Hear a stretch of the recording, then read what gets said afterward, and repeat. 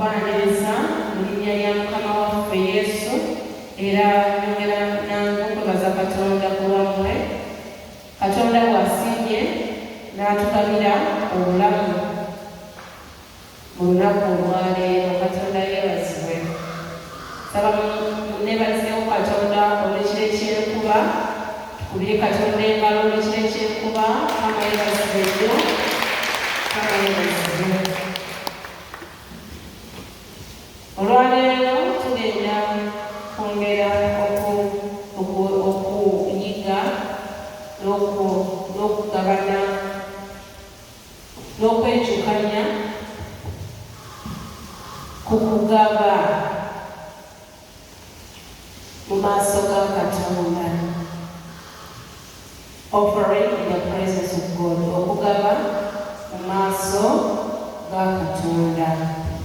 Saba tusooke tumanye era tujjukire ebirungi ebiri mu kugaba. Kyamazima nti okugaba kulungi.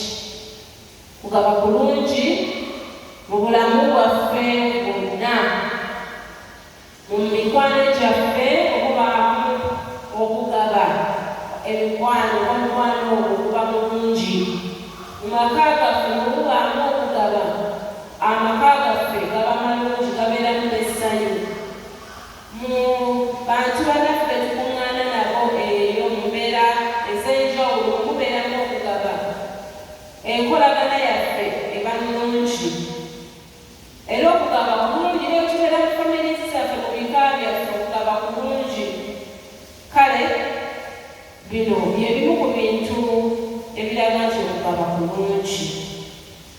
Nti ekisooka kyetwagala okumanya nti okugaba kubeerawo mu ngeri ez'enjawulo. Tusobola okugaba mu birabo n'okugaba mu ngeri yonna nga bweza okulowooza ekigambo okugaba.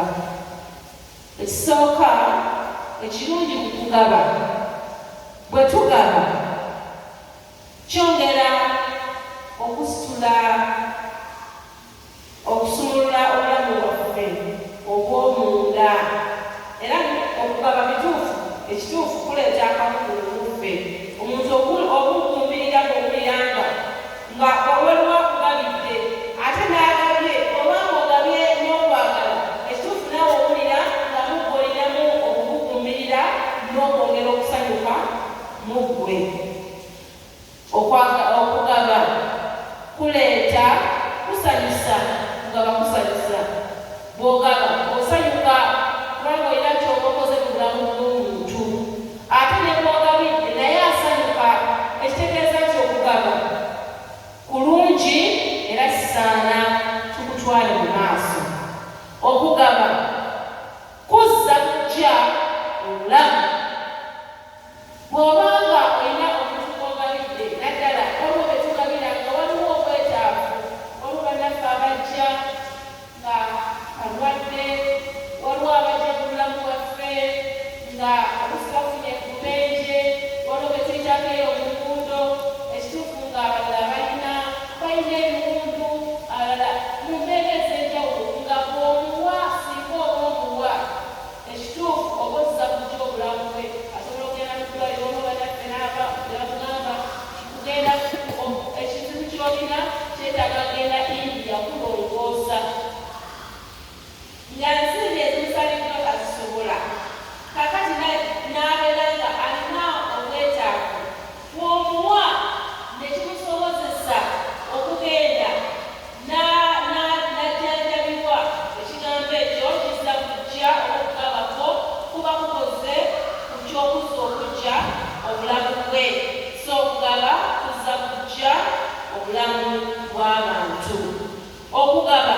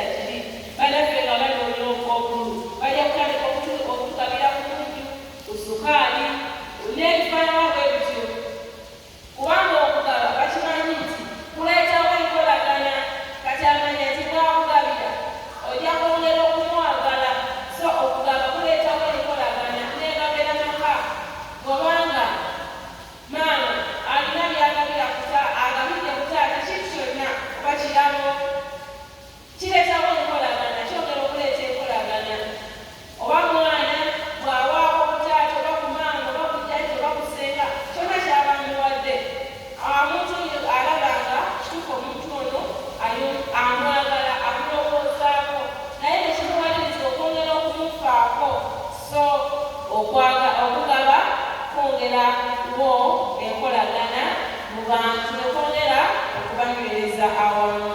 Ekigambo ekirala lwaki okugaba kulungi era kikwetagisa okutwala mu maaso. Okugaba kwongera okulaga omuntu gw'ogabidde nti ofaayo. Okugaba kulaga gw'ogabidde nti ofaayo, ate naawe okulaga omulala nti ofaayo gw'ogaba kiragira ddala mwagenini oba kisumula omutima gwo omuntu oyo ategere nti okola ki kyofaayo gyali. So okugaba kirungi kubanga kiraga okufaayo eri bannaffe oba eri abo be tuba tugabidde. Ensonga endala lwaki okugaba kulungi? Okugaba kubuna kusaasaana oba it is contagious, kukwata abalala.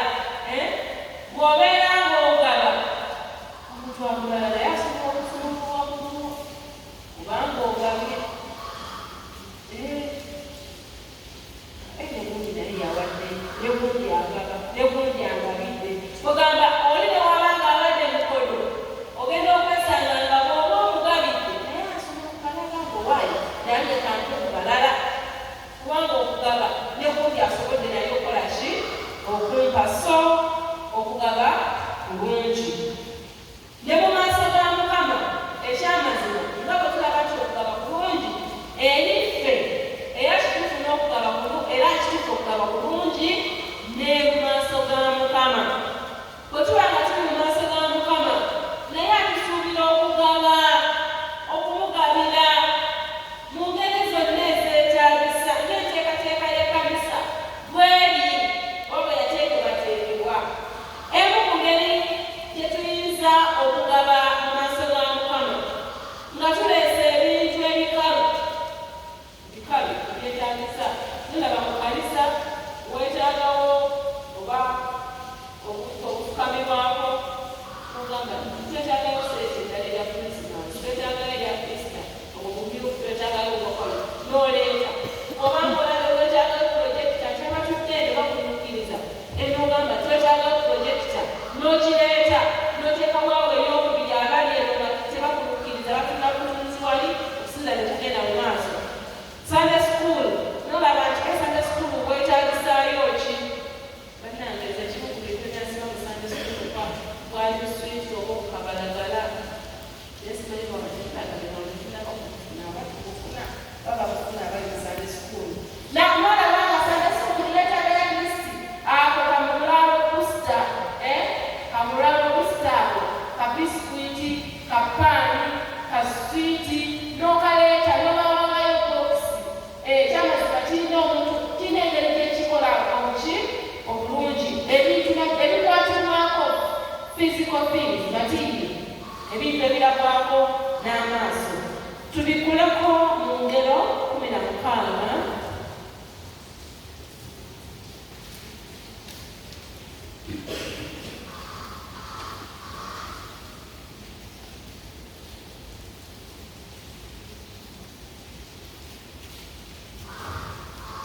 Engero essula ey'ekumi-n'omukaaga olunyiriri olwokusatu lugamba bwe luti emirimu gyo giterese Mukama n'ebirowoozo byo bimunywezebwenga. Emirimu gyo giterese Mukama n'ebirowoozo byo bimunywezebwenga. Twagamba bw'oba olina ky'olina n'okikwasa Katonda n'okinyweza oba ng'olaba kugamba oyinza okuba ng'olinanga nga fanija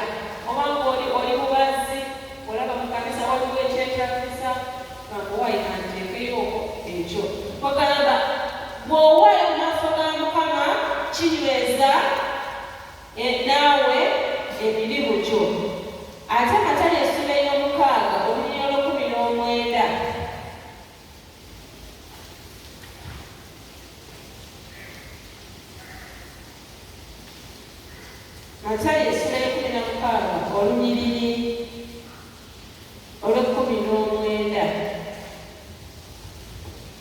wagamba bwe wati: ndikuwa ebisuluzo by'obwakabaka obw'omu ggulu, byonna by'olisiba ku nsi, kyonna ky'olisiba ku nsi kirisibibwa mu ggulu, kyonna ky'olisumulula ku nsi kirisumululwa mu ggulu.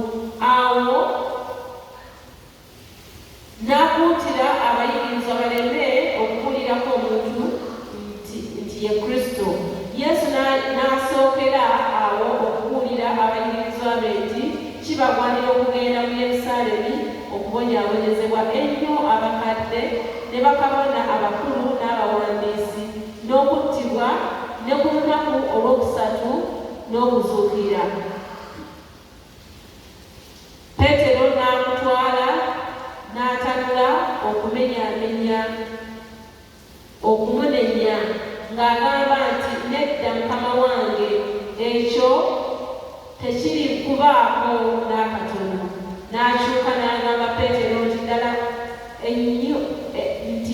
nti dda enyuma wange, Sitaani, oli nkonge gye ndi, kubanga tolowooza bya Katonda wabula eby'abantu. Awo Yesu n'agamba abayigirizwa be nti, omuntu bw'ayagala okujja ennyuma wange, yeefiirize yekka, yeetikke omusaalaba gwe, angoberere. Kubanga buli ayagala okulokola obulamu bwe alibubuza, na buli alibuza obulamu bwe ku lwange alibulaba. Kubanga omuntu kumugasa kutya okulya ensi yonna naye ng'afiiriddwa obulamu bwe? Oba omuntu aliwaayo ki okununula obulamu bwe? Kubanga Omwana w'Omuntu agenda kujjira mu kitiibwa kya Kitaawe ne malayika be, balyoke basasule buli muntu nga bwe yakola. Ddala ddala mbagamba nti ku bano abayimiridde wano abatalirenga mu kufa n'akatono okutuusa bwe baliraba Omwana w'Omuntu ng'ajja mu bwakabaka bwe. Wano olunyiriri luno lugamba nti kubanga Omwana w'Omuntu kubanga omuntu kulimugasa kutya okulya ensi yonna naye ng'afiiriddwa obulamu bwe? Oba aliwaayo ki okununula obulamu bwe? Kwegamba bw'obanga owaayo mu maaso ga Mukama, owaayo n'omutima gwo n'obulamu bwo bwonna, nga teweerekedde, nga teweefisirizza. Engeri endala ey'okuwaayo gye tuyita okuwaayo mu maaso ga Mukama kwe kuwaayo ekibereberye, first fruit, ekibereberye kwebyo bye tuba tufunye mu maaso ga Mukama kuba Katonda by'aba atuwadde. Mu Exodus okuva essula ya 23 okuva essula eya 23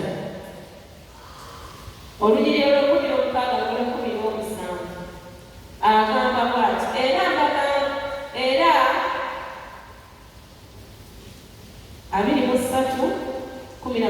era embaga ey'okunoga ebibala ebibereberye eby'emirimu gyo bye wasiga mu nnimiro, era embaga ey'okukungula ku nkomerero y'omwaka bw'okungula emirimu gyo mu nnimiro. Buli mwaka emirundi 3 abasajja bo bonna balabikanga mu maaso ga Mukama Katonda. Obangako by'otikka abantu ab'omu nnyumba yo ng'okungulanga, ekitegeeza nti emu ku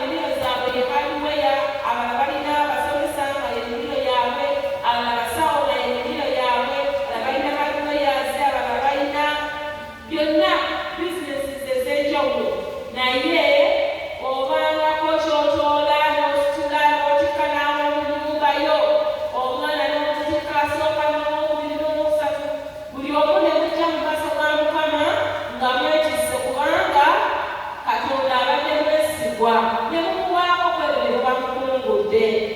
Mukama yeebazibwe.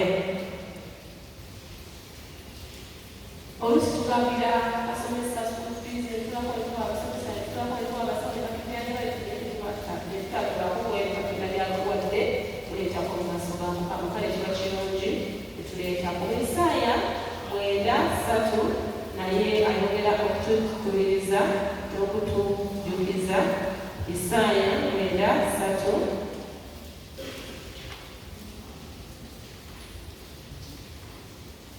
Isaaya 9:3 agamba nti oyazizza eggwanga, oyongedde ku ssanyu lyabwe. Basanyukira mu maaso go ng'essanyu bwe liri ery'omu makungula. Abasajja nga bwe basanyuka nga bagereka omunyago. Oyazizza eggwanga, oyongedde ku ssanyu lyabwe.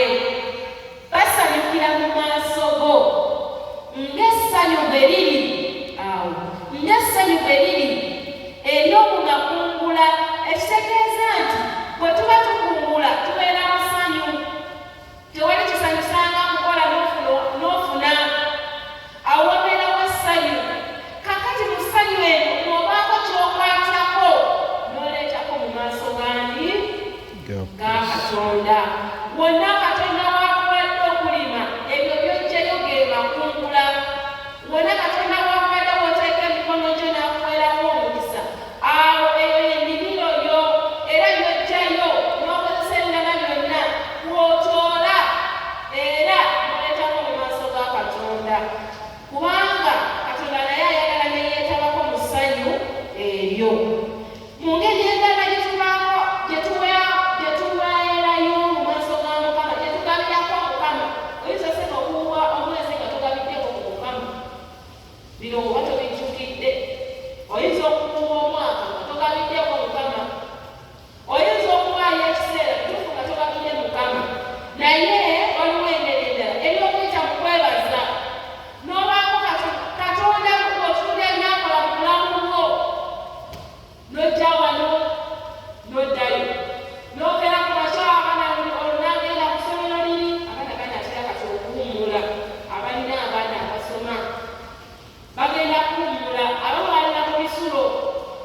Naye abadde ng'okumala ekiseera kyonna eky'emiziriza giro 3 agenda kudda bw'akomawo nga mulamu, n'okitunuulira ogamba kino sinze ekikoze. N'otunuulira abalala abava awaka, abaana balina abasiba awaka, n'atambula emyezi 3 bw'agenda bwadda nga Katonda amutaddeko omukono gwe.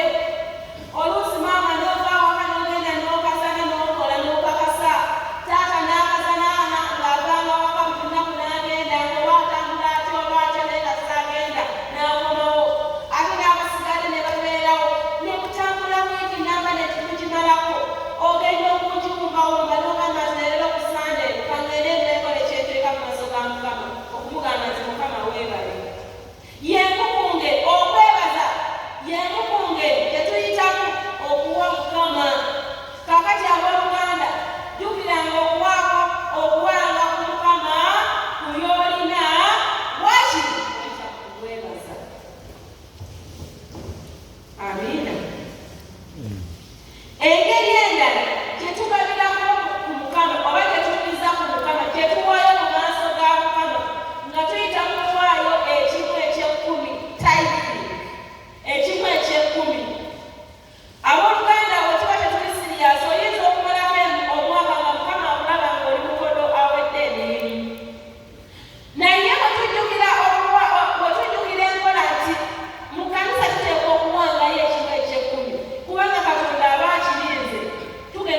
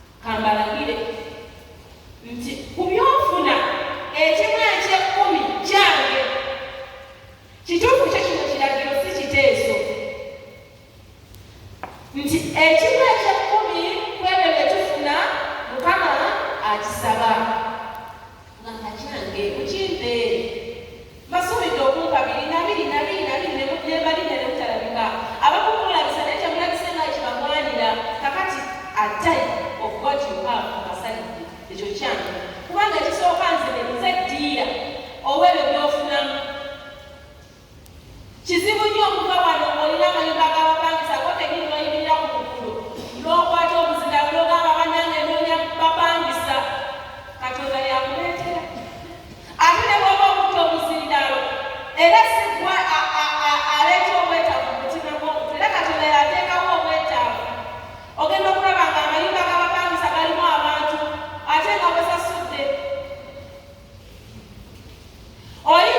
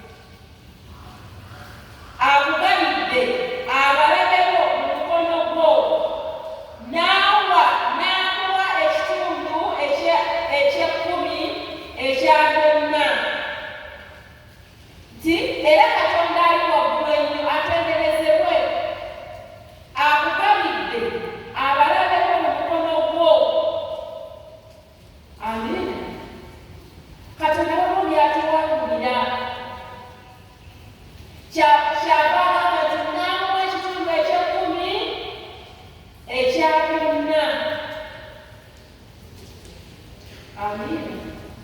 Waliwo ebituufu Katonda olabanga abadde mwesigwa. N'ogamba nange nteeka okubeera omwesigwa. Haleluya. Mukama mulungi ekiseera kyonna.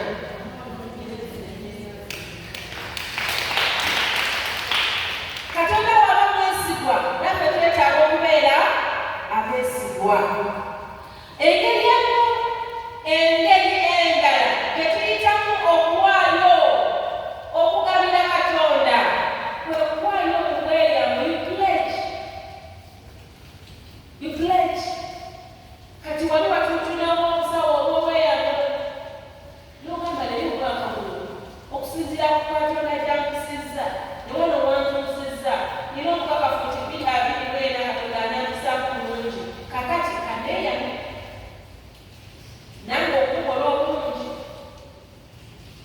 nja kubaako kyenkwata okusinziira bwendaba bwankola bwangabirira bwandabirira byanyamba byantaasa nja kumudizaayo kibi mu kuteesako ne mukwagalako ne weeyama ekyo kyennyini omutema gwe kennyini bw'owulira nga osobola okutuukiriza n'okikola.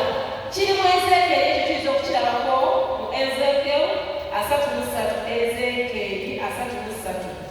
Ezeekeri 33:15.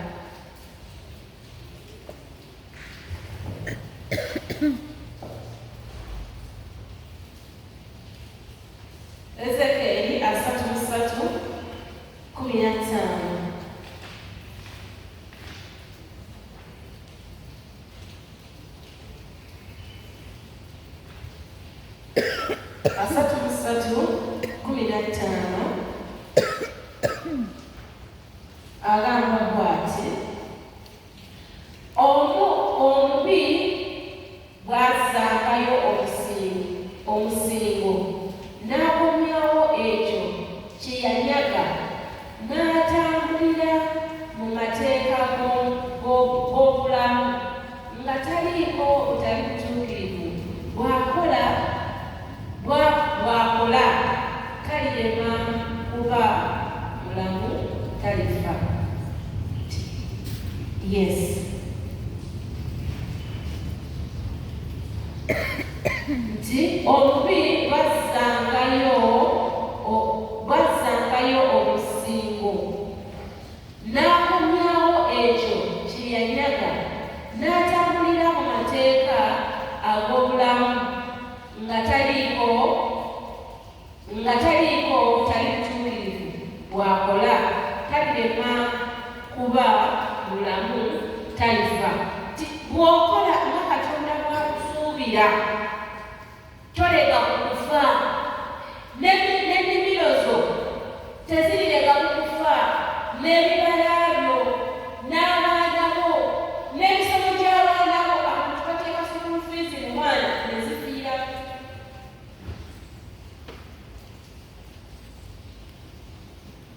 Abantu ne bateeka omukwano omungi, okwagala omungi mu baami baabwe oba mu bakyala baabwe ne kufiiramu. Ogenda okulaba ng'olaba ddata olaba kolongoto. Naye bw'okola nga Katonda bw'ayagala, ebyo tolibiregako. Haleluya. Mukama mulungi. Ogenda okwesanga ng'ebyo byonna bitambula bulungi kubanga nawe ofaayo okukwata ebiragiro bya Katonda oba Katonda by'ateesa. Waliwo kiri mu Proverbs 17:18 engero.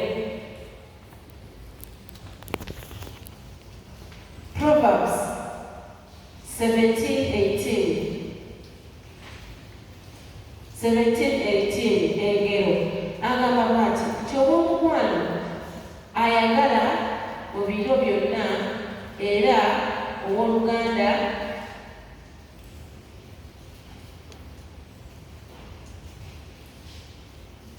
Proverbs 17:18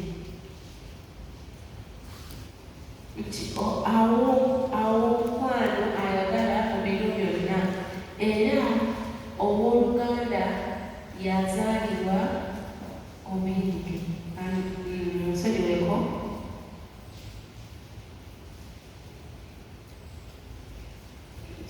katulabe kubala 33 kubala 33 okubala 33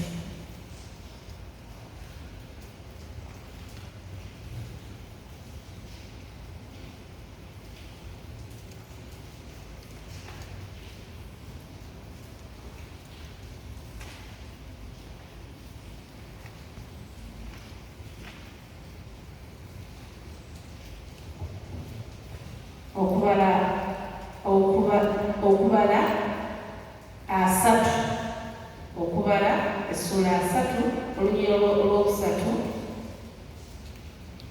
era omukazi bw'aneeyamanga obweyamo eri Mukama ne yeeragaanya n'endagaano ng'ali mu nnyumba ya kitaawe mu buto bwe, kitaawe n'awulira obweyamo bwe n'endagaano gy'alagaanyizza obulamu bwe, kitaawe n'amusiriikirira, kale obweyamo bwe bwonna bunaanyweranga na buli ndagaano gy'alagaanyizza obulamu bwe eneenyweranga, naye kitaawe bw'anaamugaananga ku lunaku olw'okulirwako tewabangawo ku bweyamo bwe newankubadde ku ndagaano ze yalagaanya obulamu bwe. Eneenyweranga era Mukama anaamusonyiwanga kubanga kitaawe yamugaana. Era bw'anaabanga ng'alina bba obweyamo bwe nga buli ku ye oba emimwa gye byegyogera ng'ayanguyiriza byalagaanyizza obulamu bwe, bba n'awulira n'amusiriikirira ku lunaku olw'okuwulirako, kale obweyamo bwe bunaanyweranga n'endagaano z'alagaanyizza obulamu bwe zinaanyweranga, naye bba bw'anaamugaananga ku lunaku lwakiwulirako, kale anajjukiranga obweyamo bwe obuli ku ye n'emimwa gye byegyogedde ng'ayanguyiriza byalagaanyizza obulamu bwe, era Mukama anaamusonyiwanga. Naye obweyamo bwa nnamwandu oba bw'oyo eyagobebwa bba buli kyalagaanya obulamu bwe kinaanyweranga ku ye, era obanga yeeyamira obweyamo mu nnyumba ya bba oba yalagaanya obulamu bwe n'endagaano ng'alayira bba n'akiwulira n'amusiriikirira n'atamugaana, kale obweyamo bwe bwonna bunaanyweranga na buli ndagaano gye yalagaanya obulamu bwe eneenyweranga. Naye bba obanga yabibya ku lunaku lwe yabiwulirako, kale buli ekyafuluma mu mimwa gye mu bigambo by'obweyamo bwe oba mu bigambo by'endagaano ye ey'obulamu bwe tekinywerenga. Bba nga abijjukidde, era Mukama anaamusonyiwanga buli bweyamo na buli kirayiro eky'endagaano eky'okwebonereza obulamu bwe, bba ayinza okukijjulula. Naye bba mu byonna wano kye twagala okutunuulira nti bwe tweyama obweyamo butuukirizibwa. Amiina. Buli bweyamo bwonna bwe tuba tukoze mu maaso ga Mukama twetaaga okubutuukiriza. Nga tumaliriza Abakolinso ekyokubiri, katumalirize ne aba Chronicles ebyomumirembe.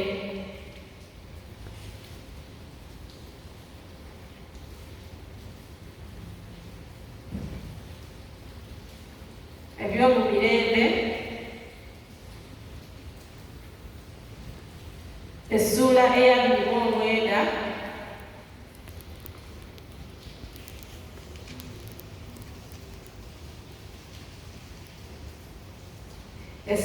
Ebyomumirembe ekisooka essuula eya 29 olunyiriri olw'omwenda. Awo abantu ne basanyuka kubanga baawaayo ku bwabwe eri Mukama n'omutima ogutuukiridde, era ne Dawudi kabaka n'asanyuka essanyu ddene. Mu byonna kye twetaaga okutunuulira nga tunaawa mu maaso ga Mukama oba nga tunaddiza Katonda, kwe kuwaayo n'omutima ogwagala, with a willing heart, with a free heart, nga tetwekase, tetukakiddwa, naye nga ffennyini twagala. Ekyo ekisanyusa ffe abagaba era n'abo be tugabira. Tusaba Katonda atuwe omukisa nga twongera okulowooza nti okugaba kirungi kubanga kisanyusa Katonda, ate era naffe kitusanyusa, ate era bwe tugaba kyongera okusitula mu mbeera zonna obulamu bwaffe, ate n'okusitula ekitiibwa kya Katonda. Mukama katusabe. Katonda bulungi twebaza olwa byonna kubanga otuyise olwaleero okwongera okutujjukiza okuwaayo obweyamu ekimu eky'ekkumi, okwebaza okuwaayo ebikalu